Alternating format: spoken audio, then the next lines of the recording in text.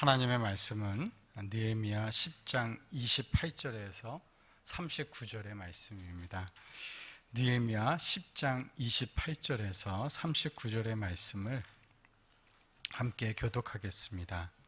우리 일어나 주시기 바랍니다.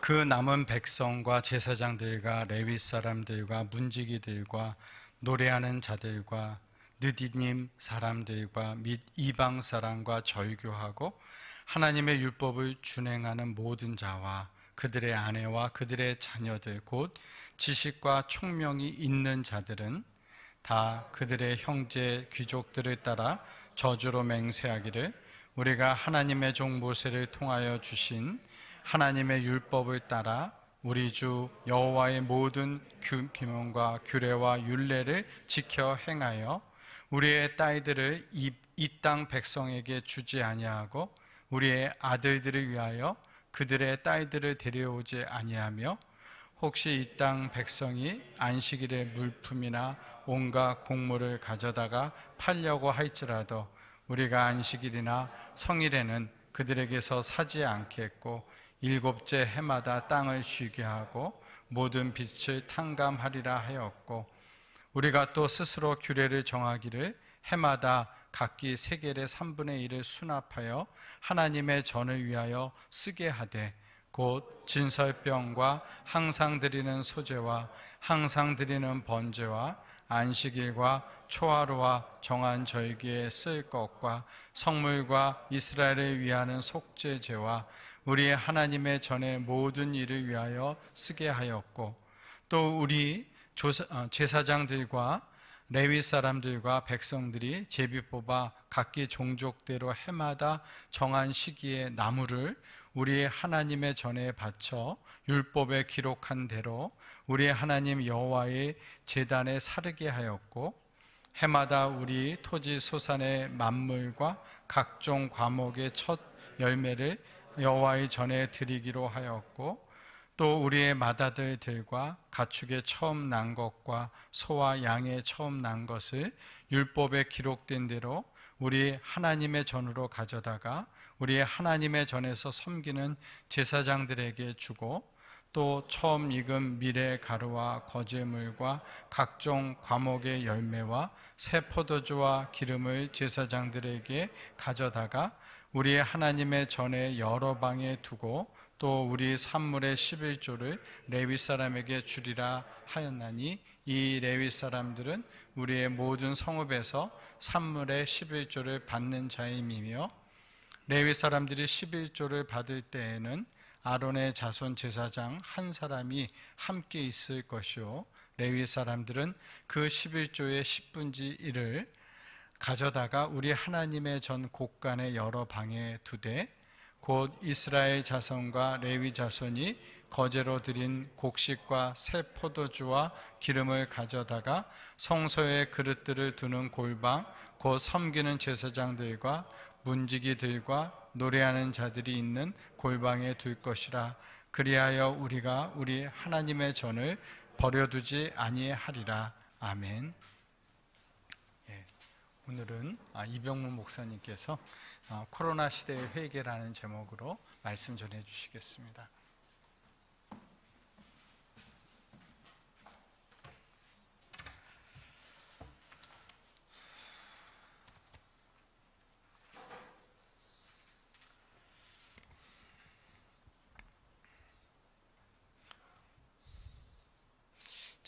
뒤쪽에만 앉아 계셔갖고 제가 참 낯선 광경입니다. 저는 얼마 전에 유튜브에서 낙인이라고 하는 핍박받는 중국 가정교회 이야기 영화를 보았습니다. 그 영화에서 핍박받는 중국 가정교회 성도들을 보고 마음이 참 안타까웠는데 영화를 계속 보면서 일면 부끄럽다라는 생각을 갖게 되었습니다. 초대교회 때부터 원래 교회는 힘 있는 사람들에게 핍박을 받고 고난을 받으나 세상 사람들은 그 핍박받는 교회들을 보면서 저들이 더 거룩해, 저들이 더 맞아, 이렇게 얘기를 한다는 거죠. 맞아, 내가 비록 교회에 속해 있지는 않지만 저들이 더 오라라고 하면서 전도의 문이 열리는 것이 정상입니다. 그래서 중국도 그런 핍박을 받으면서도 교회가 성장하는 것이었습니다. 그런데 지금 한국은 그 반대인 것 같습니다. 교회가 사회에 피해를 주고 또 권력에 호통을 치고 세상 사람들은 오히려 교회의 도덕성을 비난하고 있습니다. 이것은 비단 교회가 비난받는 문제가 아닙니다. 하나님의 이름이 이 세상에서 모독을 받고 있다는 심각한 문제입니다. 성경 로마서 2장 24절에는 기록된 바와 같이 하나님의 이름이 너희 때문에 이방인 중에서 모독을 받는도다 라고 경고하고 있습니다. 그 때문에 전도의 문도 닫혀서 지금은 전도하기가 참 힘들게 되었습니다. 이렇게 된 것에 대해서 우리는 마땅히 회개해야 합니다.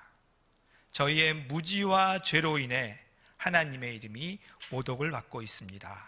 주님 죄송합니다. 주님 회개합니다. 라고 해야 옳습니다. 그런 면으로 저도 날마다 회개를 합니다. 아침에 일어나서 저와 가족 그리고 우리 민족과 이 세상을 위해서 회개합니다.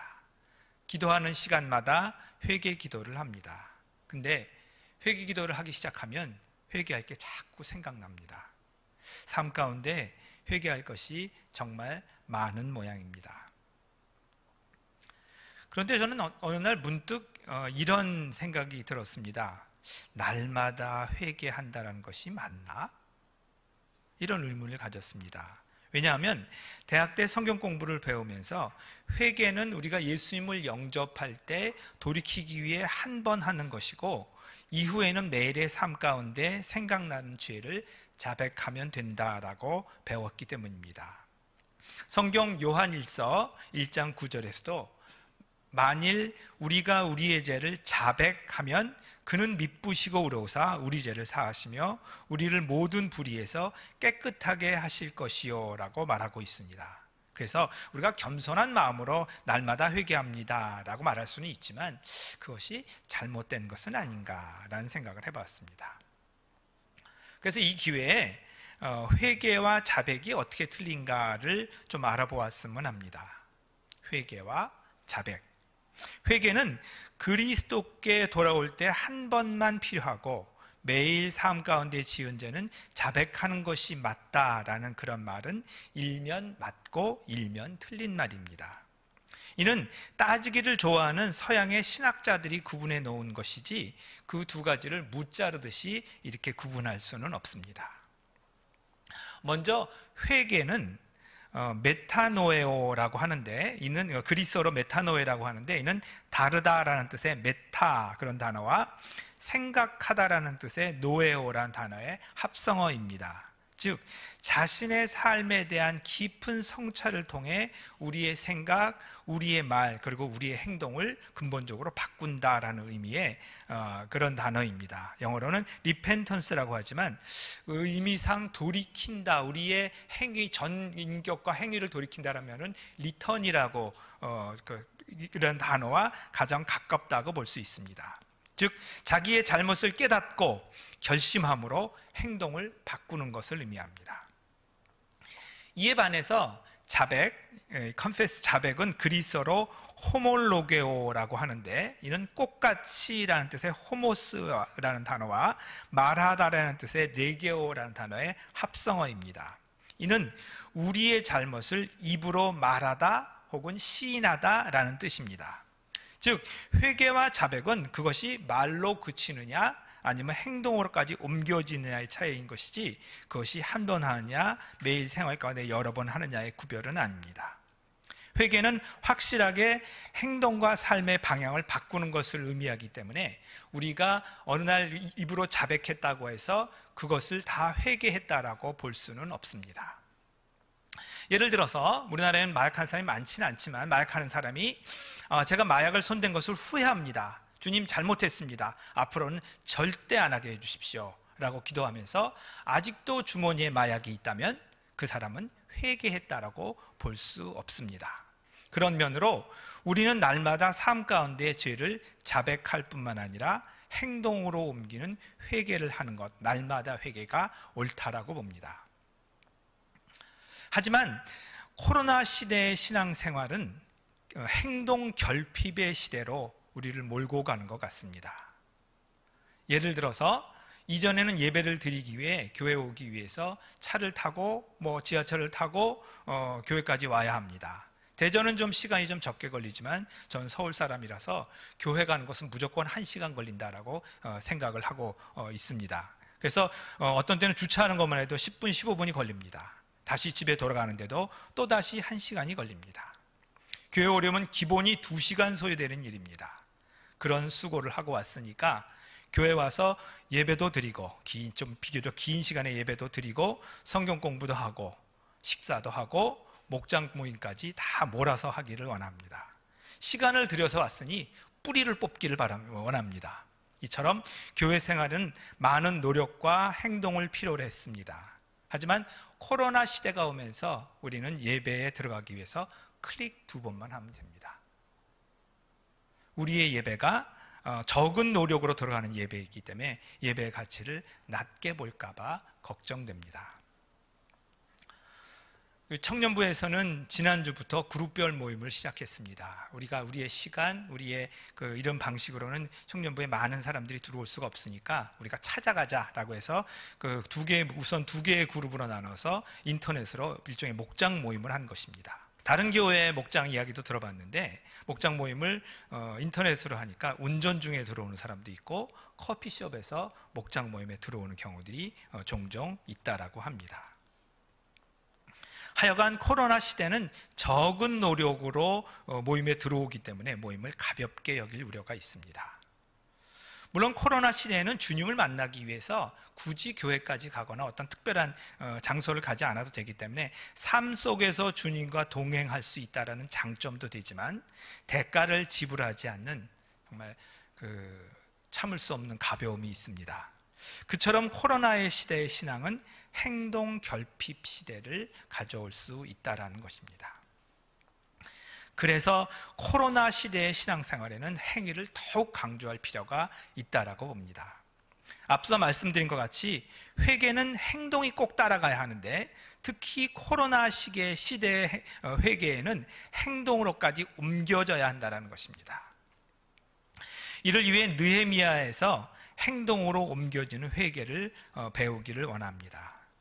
저는 느헤미야서를 참 좋아하는데 만일 우리 성도님들 중에서 참담한 상황 가운데서 다시 일어나는 부흥 혹은 사람들을 일으켜서 그들을 함께하게 하는 그런 리더십에 대해서 배우기 원하신다면 느헤미야서를 꼭 연구하시기를 강추합니다. 오늘 본문은 느헤미야서 10장의 이야기입니다. 느헤미야서 10장의 중심 주제도 역시 회개입니다. 그것을 이해하기 위해서는 느헤미야서 전반적인 배경을 좀 설명해야 될 것 같습니다. 느헤미야서 1장은 이스라엘 민족으로서 포로된 이스라엘 민족으로서 바사 그러니까 페르시아 왕의 술관원이라는 고위 관직까지 올라간 느헤미야가 동생을 통해서 예루살렘의 폐허 이야기를 듣습니다. 그는 너무 슬퍼서 수일 동안 동족을 위해서 울고 회개하다가 어느 날 결심하고 황제에게 제가 이스라엘 총독으로 갈 수 있게 해주십시오라고 자청하게 됩니다. 그래서 이스라엘 총독으로 가게 됩니다. 그리고 2장부터 7장의 내용은 예루살렘에 정작 도착해 보니 오랜 기간 동안 폐허된 상태를 방치하고 있어서 가장 큰 문제는 유대인들이 낙심해 있는 것입니다. 낙심한 이스라엘 백성들이 살고 있었습니다. 그들을 격려해서 성벽을 쌓는데 사실 100여 년이나 방치되어 있었던 그런 성벽을 쌓는데 불과 52일 만에 완성이 됩니다. 아마 우리도 그런 경험이 있을 것입니다. 낙심 그 자체가 큰 적이지 일단 시작을 하면 걱정했던 것보다는 쉽게 해결되는 경우들이 많이 있습니다. 하지만 성벽이 완성되었다고 그들의 삶의 터전이 이루어졌다고 해서 진정한 부흥이 완성되는 것은 아니었습니다. 왜냐하면 진정한 심령의 부흥이 없으면 그들이 언제든지 되돌아갈 수 있는 것이기 때문입니다. 그래서 느헤미야서 8장에는 온 이스라엘 백성들을 수문학 광장에 다 모이게 하여 그들이 오랫동안 잊어버리고 있었던 말씀, 율법을 읽어줍니다. 그들은 정말 들어본 적이 없는 그런 하나님의 말씀을 듣게 됩니다. 9장에서는 그들이 말씀을 듣고 알게 되니까 회개가 터져 나온 것입니다. 우리가 잘못했습니다. 우리가 잘못 알고 있었습니다. 이제는 말씀대로 살겠습니다 라고 맹세하는 것, 그것이 9장 33절부터 38절, 오늘 우리 느헤미야서 10장의 바로 직전 말씀입니다. 그리고 오늘은 우리가 그 28절부터 읽었는데, 느헤미야서 10장 1절부터 27절은 사람들의 긴 명단이 나옵니다. 저는 구약성경을 읽으면서 가장 강적이 명단이 쭉 나올 때 주여 왜 이런 것을 쓰셨는지 이렇게 고민을 했는데, 저는 느헤미야서의 명단을 비록 이렇게 좀 넘어뛰기는 하지만 그들에게 이 명단 한 명 한 명이 얼마나 귀중한 것인지라는 생각을 했습니다. 하나님의 말씀대로 살겠습니다라고 서명한 사람들의 명단입니다.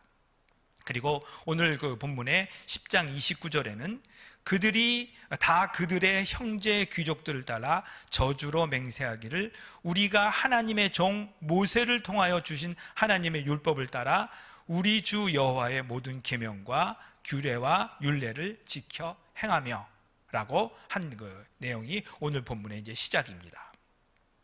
이스라엘 백성들은 말씀을 듣고 이제까지 잘못한 것을 회개하였는데, 그들이 그 말로만 혹은 눈물로만 그치는 회개가 아니고 그들은 심령으로 진정한 회개를 하고 말씀대로 살겠다라고 실명으로 맹세, 공개적인 서명을 합니다. 요즘 뒤에 숨어서 댓글이나 되는 사람들과 다르게 그들은 실명의 맹세를 합니다. 그리고 오늘은 그 본문의 회개의 행위, 우리가 앞으로 이렇게 살아가겠습니다 라고 구체적으로 기록해 놓는 내용이 오늘 여러분과 함께 읽은 느헤미야서 10장 뒷부분의 내용입니다. 느헤미야서에 나타난 이스라엘 백성들의 회개, 특히 행동으로 옮겨지는 회개는 21세기, 특히 코로나의 시대를 사는 이 클릭으로 신앙생활을 하는 우리 시대에 귀한 모범을 줍니다. 코로나의 시대를 맞아 고통이 심한 이 시대에, 이유야 어쨌든 우리가 세상의 손가락질과 비난을 받는 그 시대에 행동으로 옮겨지는 회개가 무엇인지 가르쳐 줍니다. 오늘은 느헤미야서 10장을 통해서 행동으로 옮겨지는 회개가 무엇인지 함께 살펴보기를 원합니다. 이스라엘 백성들의 첫 번째 회개의 주제는 가정, 자녀의 문제였습니다. 30절을 제가 읽겠습니다. 같이 한번 읽어보시겠습니까? 시작. 우리의 딸들을 이 땅 백성에게 주지 아니하고 우리의 아들들을 위하여 그들의 딸을 데려오지 아니하며. 이스라엘 백성이 하나님의 백성으로 살아가지 못하게 된 가장 기본적인 원인은 통혼 때문이었습니다. 역사적으로는 이스라엘과 유다를 점령했던 아수르와 바빌론은 이주 정책을 썼기 때문에 그들이 이방 민족들 그걸 살게 하면서 강제 결혼을 시키고 그러면서 이스라엘 백성들이 이 민족들과 혈통을 섞이게 하였습니다. 그런데 율법을 가진 이스라엘 민족이 이교도들과 결혼을 하게 되니까 그 가정이 자연스럽게 우상 숭배를 하게 되었습니다. 그래서 부모가 먼저 하나님과 멀어지게 되고 그 자녀는 자연스럽게 믿음을 잃고 살아가게 된 것입니다. 그렇게 오랜 시간이 지나니까 믿음을 잃게 되는 것이죠. 반면 지금 이제 유대인들은 회개하고 돌아와서 유대인들 혹은 무슬림들은 철저하게 같은 종교를 가진 사람과 결혼하게 함으로써 오랜 기간 동안 변함없는 신앙을 유지할 수 있었다는 것을 여러분이 잘 알고 계실 것입니다. 이처럼 믿는 사람들과의 결혼은 이 귀중한 믿음이 우리의 대대에 이어지게 하는 그런 첫걸음입니다. 그리스도인의 가정을 이루지 못하면 자녀가 믿음에서 멀어지고 우리 민족이 하나님으로부터 멀어지게 된다는 것입니다. 들으셨겠지만 지금 매우 심각하다고 합니다. 한국의 대학생 중에 의미 있는 신앙생활을 하는 학생들은 3% 혹은 5% 수준이라고 합니다. 3%면 미전도 종족입니다. 한국 내에 우리 집안에 엄청난 인구의 미전도 종족들이 살고 있는 것입니다. 그런 생각해 보십시오. 그들의 부모는 20%가 그리스도였는데 불과 한 세대 만에 그 자녀들이 미전도 종족 수준이 된 것입니다. 그래서 미래의 선교는 지역을 땅끝까지 넓혀가는 수평적인 선교 못지않게 그 세대를 넘어가는 수직적 선교가 중요한 이슈가 될 것입니다. 우리가 언제부터 이렇게 되었습니까? 우리가 어떻게 하다가 이렇게 되었습니까? 우리는 세상이 놀라는 부흥을 이루었던 그러한 민족이 아닙니까? 우리가 우리의 자녀에게 신앙을 잘 계승하지 못해서 이렇게 된 것입니다. 우리는 부모로서 이 죄를 회개해야 합니다. 사실 한국은 아름다운 믿음의 뿌리가 있는 나라였었습니다. 지금부터 120년 전, 그러니까 1901년에 체코 여행가 엔리케 스탄코 브라츠, 이름이 참 어렵네요. 엔리케 스탄코 브라츠가 한국에 왔다가 찍은 사진전이 열렸었는데 그 중에 하나 참 아름다운 사진을 보았습니다. 그 사진에는 초가집에 한 가족이 옹기종기 모여 앉아 있습니다. 아마 성경을 읽고 있는데 성경책도 아버지와 어머니만 성경책이 있는 것 같습니다. 가족들은 그 성경책, 아버지와 어머니와 읽어주는 성경을 듣고 있는 것입니다. 저는 이런 광경을 보면서 그 당시에는 믿는 사람이 1%에 불과했던 시절인데 이렇게 아름다운 전통들이 있구나라는 것을 보았습니다. 그때 정말 1901년에 한국교회는 그리스도인의 7대 기본 강령이라는 것이 있었다고 합니다. 제가 읽어드리겠습니다. 첫째, 예배 출석을 철저히 할 것. 둘째, 주의를 반드시 지킬 것. 셋째, 부모에게 효도할 것. 넷째, 일부 일처제를 지킬 것. 다섯째, 인가 귀도할 것. 여섯째, 근면 성실할 것. 일곱째, 금주 금연할 것. 저는 이 7가지를 보면서 우리는 요즘 그 성경 공부를 해서 새로운 것, 신선한 것을 찾지만 120년 전에도 있을 것은 다 있었고 지금의 그 교훈에 결코 뒤지지 않는다라는 것을 보았습니다. 저는 이 7가지 중에서 그 인가 기도할 것, 인가 기도는 인도하다, 가족을 인도하여 도에 귀하게, 그 하나님을, 예수님을 믿게 하라라는 이제 그런 뜻인 거죠. 그러니까 이 당시에는 가족 중에 한 명이 신앙을 가지게 되면 다른 가족을 주님께로 인도하는 것은 가장 기본적인 중요한 계명으로 삼고 있었다라고 한 것입니다. 그래서 지금의 부흥을 가져올 수 있었습니다. 그리고 100여 년이 지났습니다. 하지만 지금도 늦지 않았습니다. 우리는 어떻게 자녀를 믿음으로 가르칠 수 있을까요? 말씀드렸던 대로 120년 전에도 신앙의 중요한 것은 이미 다 알고 있었습니다. 다 가르치고 있었습니다. 자녀에게 신앙을 계승하는 것은 어떤 묘안이 있는 것이 아닙니다. 기본을 지키는 것이죠. 잘못을 회개하고 행동으로 옮기면 됩니다. 자녀에게 좋은 믿음을 물려주기 위한 첫 번째는 부모가 먼저 좋은 그리스도인이 되는 것입니다. 그리고 그것이 시작이고 가능한 한 일찍부터 가정의 신앙 교육을 하십시오. 가정 예배를 꼭 드리시고 자녀들에게 암송을 하게 하는 등의 기본적인 신앙 훈련을 어릴 때부터 하십시오. 미취학 때가 가장 좋은데 초등학생까지만 해도 효과가 상당히 크다고 봅니다. 청소년이 되면 이제 대화하기가 어렵지만 무언가 하십시오. 대학생이 되면, 어른이 되면 우리 부모의 손을 벗어나기 때문에 이제 대화할 수 있는 그런 기회가 점점 적어지는데 그래도 포기하지 마십시오. 오히려 코로나 시대가 되어서 멀리 있는 가족들과 연락하기가 쉬워지는 그런 시대가 되었습니다. 저희도 집에서는 가정 예배를 드렸었는데 전 이제 선교지에 있다가 저희 자녀들이 대학을 오면서 한국으로 왔기 때문에 한 10년 전부터 가족들이 흩어져 살기 시작했습니다. 그래서 오래전에 가정 예배가 중단되었는데 지난주에 우리 자녀들에게 이야기했습니다. 너희들은 서울에, 우리들은 세종시에 살고 있지만 요즘은 줌이 있지 않느냐? 그래서 가족들이 일주일에 한 번 모이자. 우리가 길게 하지 않을 테니까 우리 간단하게 예배를 드리자라고 해서 가정 예배를 새로 시작했습니다. 오히려 코로나가 우리의 따로 떨어져 있는 가족들이 예배를 드릴 수 있도록 해준 것입니다. 멀리 있는 자녀들과 자주 화상 통화를 하시죠. 그런데 그 화상통화에 잘 있니? 밥 잘 먹니? 만나도 끝나지 마시고 내가 부모로서 아빠로서 너에게 우리 화상통화라고 마지막에 꼭 너를 위해서 축복 기도를 하고 싶어. 그렇게 하겠니? 그러다가 점점 가정예배로 싹 한번 가보십시오. 미국에 있는 자녀들하고도 가정예배를 할 수 있지 않습니까?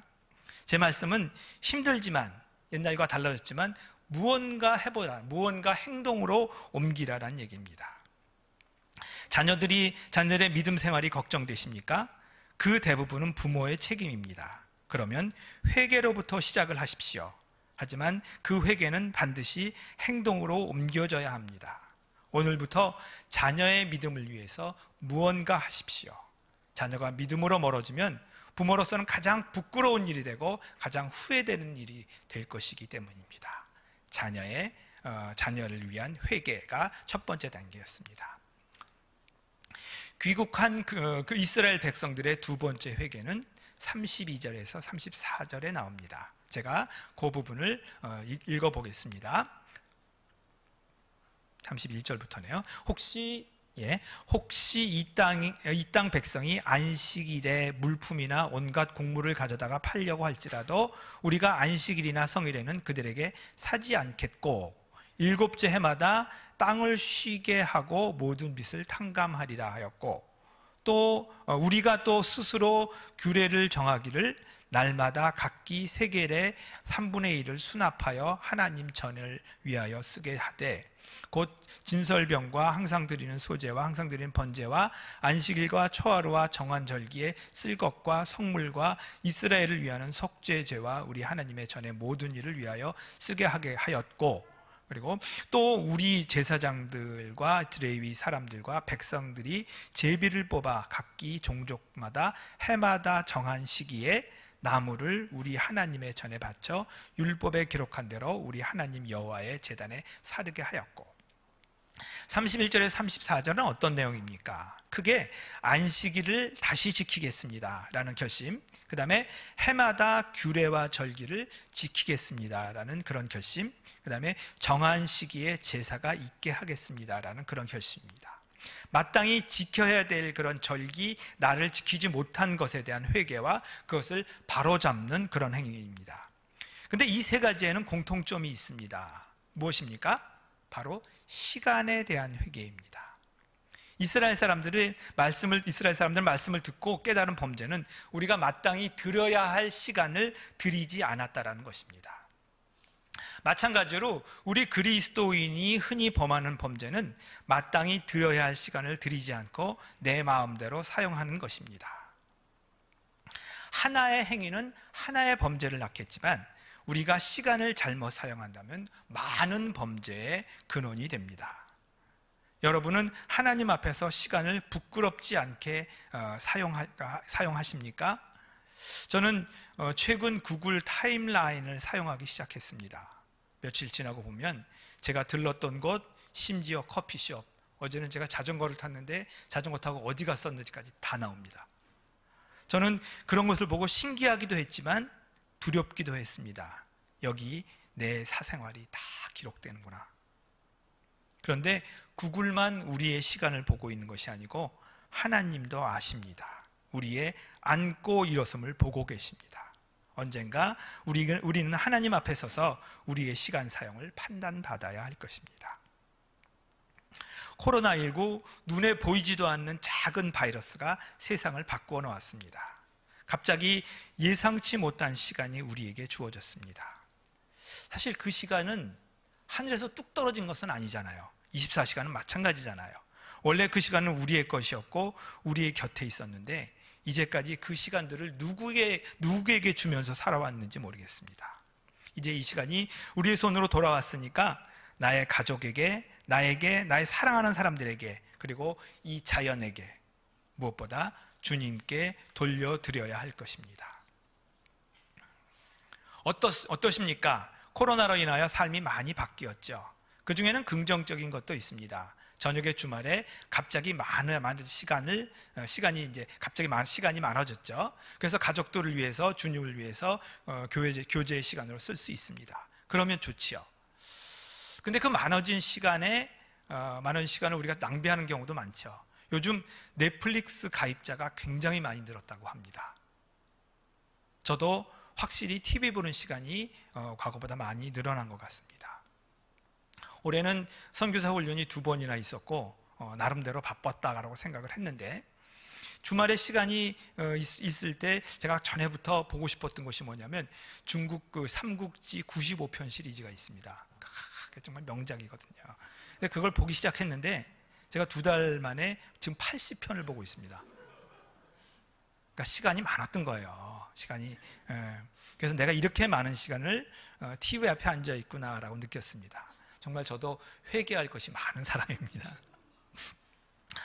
그런데 이런 세상이 앞으로 1년은 더 간다고 합니다. 한 달 후에 또 몇 주 지나면 모든 것이 정상화되겠지라는 이제 기대는 그런 기대로 반년을 살아왔지만 이제 그런 기대는 더 이상 할 수 없게 되었습니다. 한 달 전에 청년부도 우리가 더 이상 그런 비현실적인 기대를 하지 말고 우리가 변화하자. 몇 주면은 대면으로 모일 수 있을 거야 라는 그런 생각에서 벗어나서 우리가 할 수 있는 것을 해보자. 그거보다 일찍 정상화되면 좋고, 그래서 그룹별 모임, 일종의 목장 모임을 시작했습니다.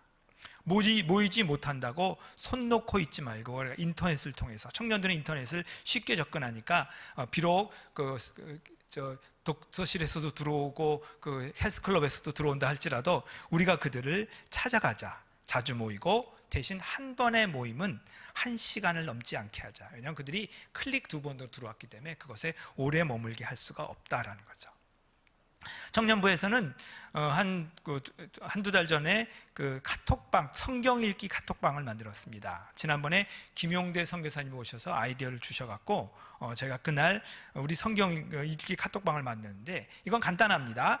청년부 전체에 있었던 카톡방에다가 내가 오늘부터 매일 성경을 3장 읽겠습니다 라고 선언을 하면 성경 읽기 카톡방으로 초청이 됩니다. 그리고 매일 저는 오늘 느헤미야 8장부터 10장을 읽었습니다. 저는 시편 1장부터 5장을 읽었습니다. 이렇게 올립니다. 그러면 인원이 많지 않기 때문에 5, 6명 이렇게 되면 내가 성경을 어떻게 읽었는지 하기도 간단하게 그 소감에 대해서 얘기도 하고, 이게 생각보다 효과가 큽니다.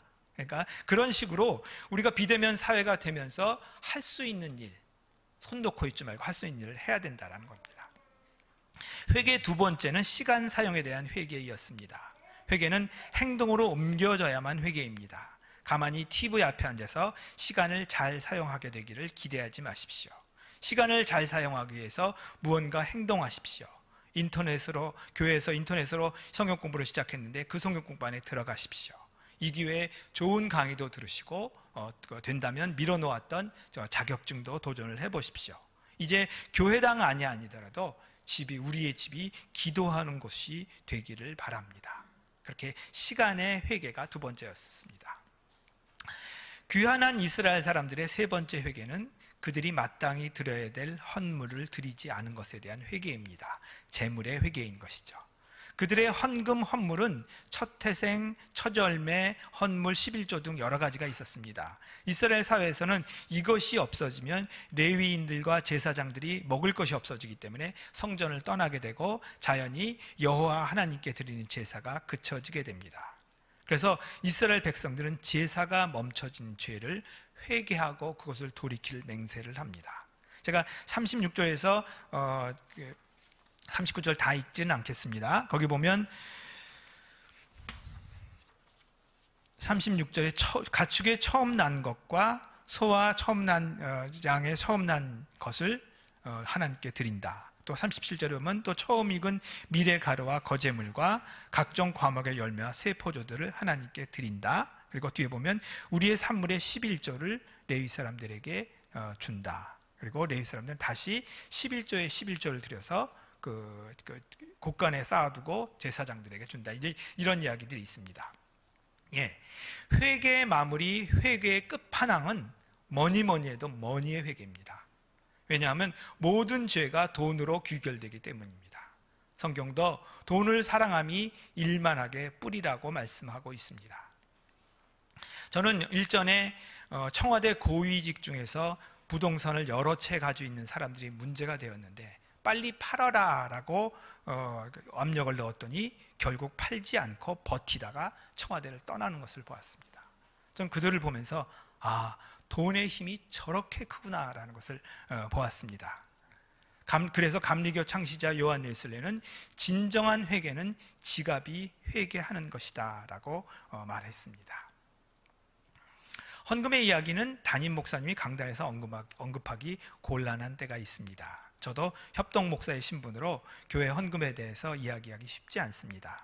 마중물교회는 아주 모범적인 교회에 속하기도 하고요. 하지만 11조의 습관이 중국 선교지는 굉장히 약했는데, 저는 중국에서 설교할 때는 헌금과 11조에 대한 설교를 굉장히 과감하게 했습니다. 저는 매번 설교할 때마다 이렇게 얘기합니다.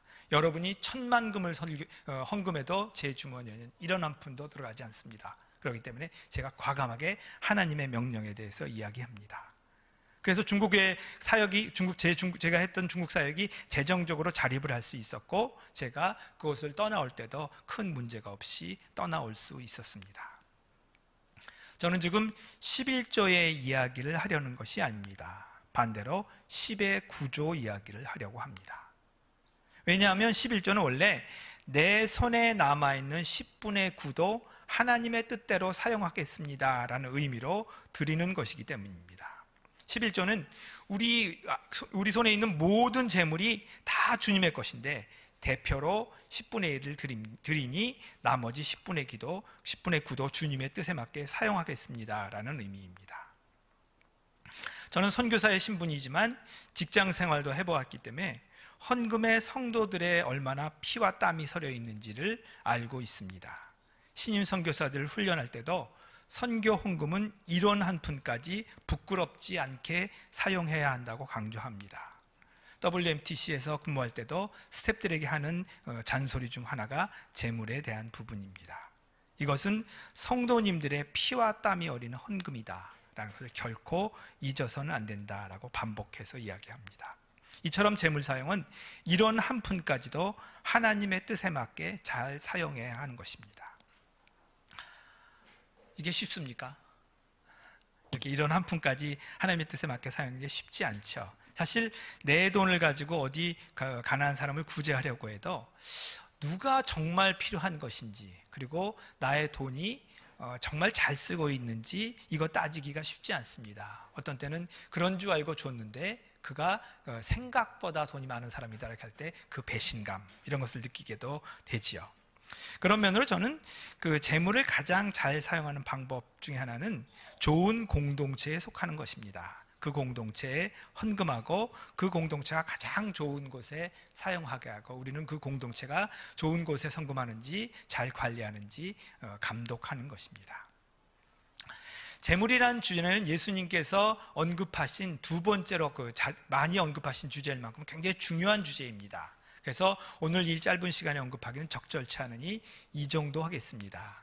잊지 말아야 할 것은 재물을 100%까지 잘 관리해야 되는데, 이런 부족함을 느꼈다면 우리는 마땅히 회개하여야 하고, 그 회개는 행동으로 옮겨져야 한다는 것입니다. 저는 오늘 회개의 주제를 이야기하면서 특히 행동으로 옮기는 회개를 강조했습니다. 이 세 가지의 회개가 필요한 분야를 말씀드렸습니다. 자녀의 회개, 시간의 회개, 그리고 재물의 회개입니다. 코로나 시대를 지내면서 우리의 잘못으로 예수님의 이름이 모독을 받고 있습니다. 우리는 마땅히 회개해야 합니다. 하지만 말로만 그치는 회개는 안 됩니다. 행동으로 옮겨지는 회개를 하자는 것입니다. 무언가 해보자. 후회하고 한숨만 쉬는 것으로 멈추지 말고 자녀를 위해서, 이 세상을 위해서, 하나님 나라를 위해서 무언가 해보자라는 것입니다. 먼저 회개하고 그것을 행동으로 옮겨보자라는 것입니다. 우리 같이 기도하겠습니다. 기도하시면서, 우리 인터넷으로 예배 드리신 분들 같이 기도하시면서 내가 어떤 부분에 대해서 회개할 것이 있는지, 자녀에 대해서, 시간에 대해서, 혹은 재물에 대해서, 또 다른 어떤 부분에 대해서 하나님 앞에 부끄러울 것이 있는지 회개할 것을 회개하시고, 그리고 행동으로 옮길 수 있는 믿음과 용기를 주십시오 라고 잠시 기도하시고 제가 마무리하도록 하겠습니다. 아버지, 세상이 어찌 이렇게 되었습니까? 주님, 사람들이 우리 기독교를 걱정하고 있습니다. 주님, 우리가 잘못했습니다. 우리가 잘못해서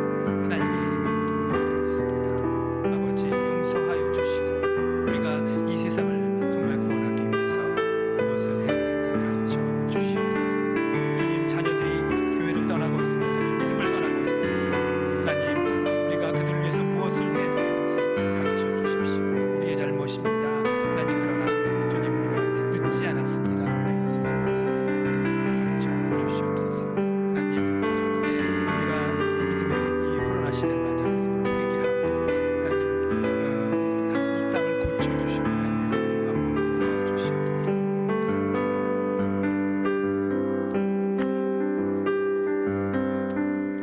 거룩하신 주님, 이 땅에서 우리가 많은 손가락질을 받으며 살고 있습니다. 전도의 문도 많이 닫혔습니다. 그보다 우리의 허물로 주님의 이름이 모독을 받고 있습니다. 죄송합니다. 저희를 용서하여 주시고 이 땅을 바꿀 수 있는 지혜와 믿음을 주십시오. 우리의 자녀 세대들이 믿음을 떠나고 있습니다. 우리 부모의 잘못입니다. 저희를 용서하여 주시고 우리 자녀들이 돌이켜 하나님 앞으로 오게 해 주십시오. 그들을 위하여 우리가 무엇을 해야 되는지 가르쳐 주십시오. 우리가 시간과 재물에 대해서 깨끗하지 못한 부분이 있었습니다. 회개하오니 저희를 용서하여 주시고 하나님께서 저희에게 허락하신 시간과 재물을 잘 사용할 수 있게 해 주십시오. 이 코로나가 온 땅을 어렵게 만드는 이 시대에 우리는 행동하는 회개를 통해서 이 땅을 변화시킬 수 있게 해 주십시오. 저희를 사용해 주시고 저희 마중물 교회를 사용하여 주시옵소서. 예수님의 거룩하신 이름으로 기도합니다. 아멘.